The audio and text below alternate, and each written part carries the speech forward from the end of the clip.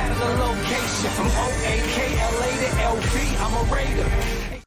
Raider Nation, what's going on? You're watching the Raiders Report. Today's show, Raiders to watch at training camp. And remember, training camp is hopefully going to be starting July 28th, so I'll mark that on your calendar. So today's show, we're going to be breaking down the players that I really am going to be concentrating on. But before I get into them, I want you to please subscribe to the Raiders Report. Now, I've been trying to hit 49,000 subs by July 1st. I don't know if it's going to happen. I might only give it one Chucky head, so don't look at the 4 Chucky heads here on my shirt. So if you haven't already, please hit that sub button or send it to your friends, youtube.com/Raiders Report. So who are some of the players I'm going to be watching? Obviously, I'm going to be watching the rookies, right? You go out, you invest in a first-round pick and a wide receiver for your main guy, Derek Carr. You're going to be expecting a lot out of Henry Ruggs, and I wanted to be able to add Ruggs to our offense because it's going to open up a lot of things. I mean, there's no doubt about that. The elite speed, and when he touches the football, he makes things happen. Obviously, then, the one player who we drafted in round 1 that had a lot of controversy, Damon Arnette. How is he going to be able to adapt? What is he going to look like in camp? I'm going to be watching.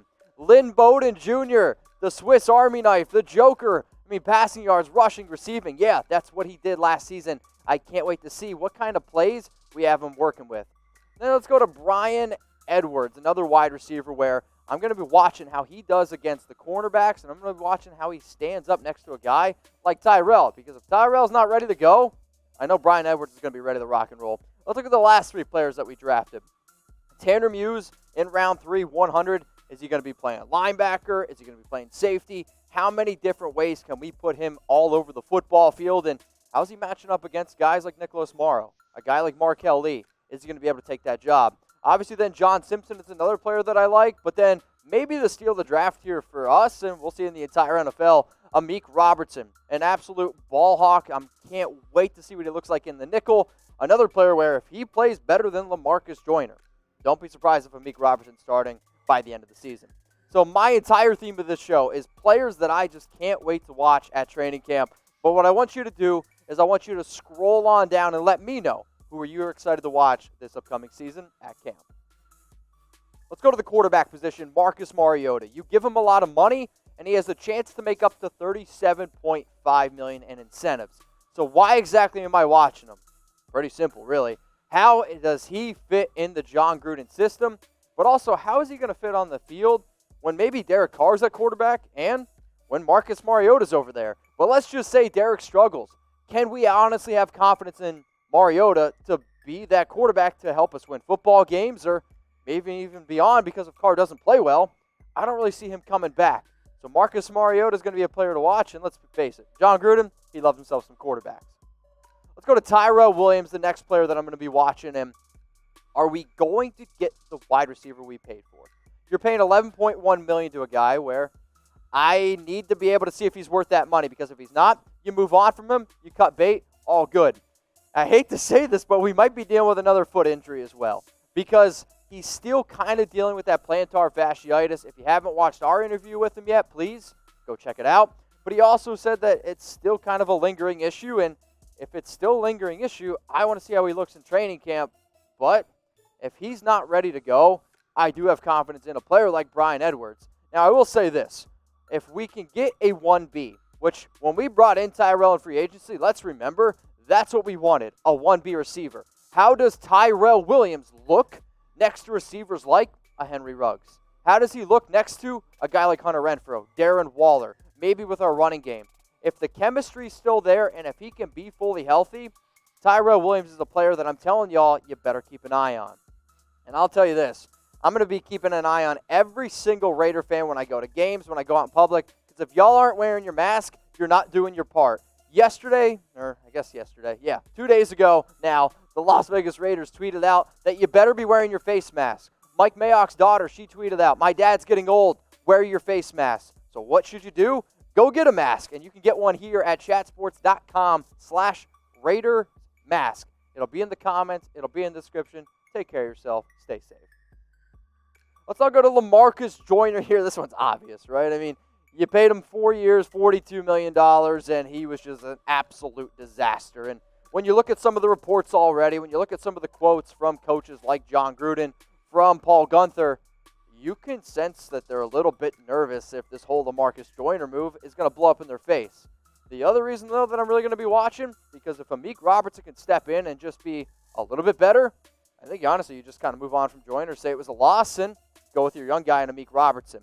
But when I think about the top two players that are the most likely to get benched, honestly, for me, I think it's Lamarcus Joyner, and I think it's Tyrell Williams. And, it's nothing really much against Tyrell. I think there's a lot of confidence in Bryan Edwards. There is a lot against Lamarcus Joyner, but there is also a lot of confidence in Amik Robertson. So what I want you to do, the theme of the Raiders Report is interaction. Let's have an adult conversation. Scroll on down. Let me know. LJ for Lamarcus Joyner or TW for Tyrell Williams. The one player who I'm just hoping has a breakout, and maybe that's why I'm going to be watching him so closely. So, Clelin, if you ever see me on the sidelines watching you heavily, don't be freaked out. It's just because I do think that you can play a lot better this upcoming season. When you look at a lot of the reports from Clelin this year, he wants to put on more weight, and he has. 13 pounds of muscle. I don't know if it's possible to put on that much muscle that quick, but hey, I'm going to have my fingers crossed. So he's up to 275 pounds, and if that helps him produce the way that I know he can produce, if that helps him play the way that he did in Clemson, that's what I need to see. Because I can't have the 2019 version of Clelin Ferrell, and honestly, the Raiders, they're not going to have it either. It's why they went out and invested in Carl Nassib in free agency. They gave him 3 years, $25 million, $17 million guaranteed. Nassib's going to be able to play a little bit of linebacker too, but his main role is to challenge Clelin Ferrell and get the best out of him. Let's go to Prince Amukamara. Here's next on my list of players to watch, and this is an absolute steal. 1 year, $1.05 million. Imagine, we almost paid Eli Apple 6 times that. Yeah, let that sink in a little bit. The reason why Jon Gruden, the reason why Paul Gunther, Mike Mayock, their eyes are going to be locked on Prince Amukamara is because you went out and drafted Damon Arnette, 19th overall. And you need to be able to see who can be that cornerback too. Is it going to be Prince Amukamara? Is it going to be Damon Arnette? I think we are very confident in Trayvon Mullen that he can be a solid player. But how does Trayvon Mullen and Prince Amukamara work together? How does, Damon Arnette and Trayvon Mullen work together? You're going to see a lot of different moving pieces on this Raiders defense. And for every single player that you see on screen, if they can't get it together and they can't work as a unit, you're going to see people get moved around and you're going to see people lose their starting jobs. Arden Key is the next player up here to watch, and he's going to be one of these guys where you need to watch because I'm not sure if he deserves a final roster position. When I see talent, it's there. If you're grading on just talent alone, Arden Key has it. But Jon Gruden and Mike Mayock, they want players that buy into their system. They want players that are going to help kind of transform this Raiders team and to just be leaders on and off the field. I don't know if that's Arden Key. And you kind of saw some glimpses of him being special last year, but then he battled injuries. I want to be able to sit here and tell you that I'm 100% confident in Key, but I'm not. And since I've started this Raiders Report show, which seems like, we're going on almost 2.5 years, it's just been excuse after excuse after excuse for Arden Key. That's not going to happen anymore because if you don't have the good Arden Key, you just move on from him, cut bait, because it's only going to cost you $413K. And as far as I'm concerned, that's not even worth the headache. Another defensive tackle here on the show is Maliek Collins. And he is going to be battling for a starting job, I think, on the defensive tackle line, I guess. He's going to be battling with Johnathan Hankins. I don't know if Daniel Ross is quite in there, but also you're going to be looking at PJ Hall. One of the reasons why I also really want to watch him is because he knows the Rod Marinelli defense. And I want to see how he coaches players. I want to see how he coaches coaches, right? Because when you don't have the time to work in OTAs or mini camps, you might be relying on a lot of these players that, let's just say, know the Rod Marinelli system to step up. But it's going to be really, really interesting because he is fighting for a starting job. Player in his 5th year on a 1-year contract, does he be selfish and only teach himself and kind of keep it so he can win that job? Or is he a player coach and start teaching some of these younger players as well?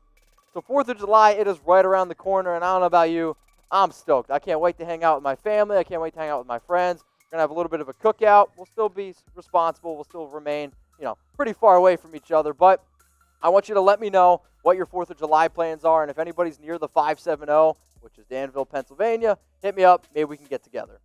I know one thing I'm going to be repping, though, on 4th of July.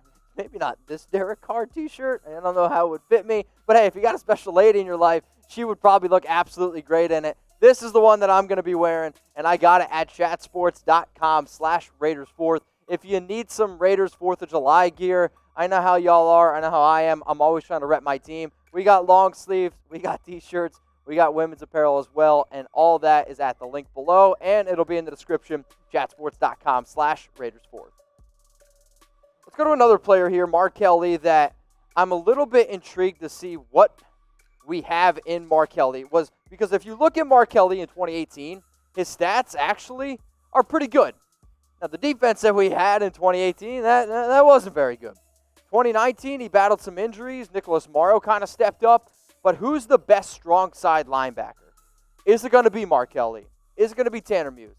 Is it going to be Nicholas Morrow? It's a competition battle that every single Raider fan should be watching, because obviously we have confidence in Corey Littleton. Obviously we have confidence in Nick Kwiatkowski. But do we have confidence in Nicholas Morrow, Marquel Lee, or as much as I like Tanner Muse, he was a safety in college. You're going to convert him to linebacker. I can't imagine that's very easy when you haven't really been working with your team or coaches. So I really, really want to just say, watch Marquel Lee, watch Nicholas Morrow, watch the linebackers as a whole, because our linebacking position has been a need for us. It's been a major weakness, and if it doesn't improve, we still can't get up there to the upper echelon teams in the National Football League.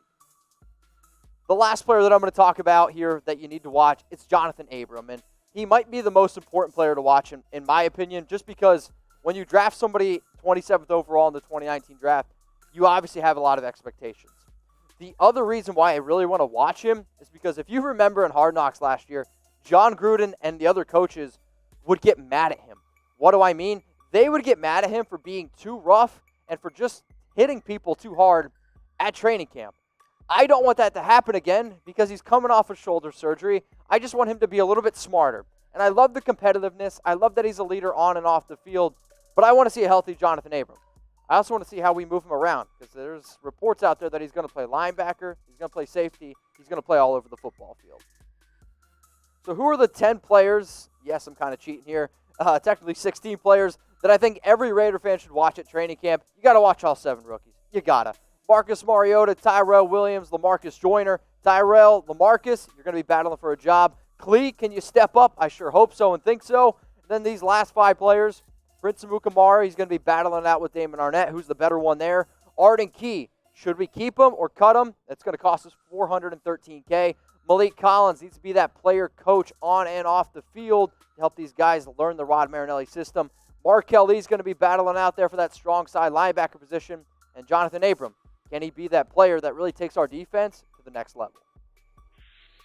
Raider Nation, what's going on? Is this the #1 Raiders channel on YouTube? For Chucky Heads, believe it, baby. And if you haven't already, subscribe right here. I'm giving you Chucky Heads, news, rumors, Raider Nation rumors. And look at this, I'm making your life easier. Check out my next video. Thanks for watching, and go Raiders.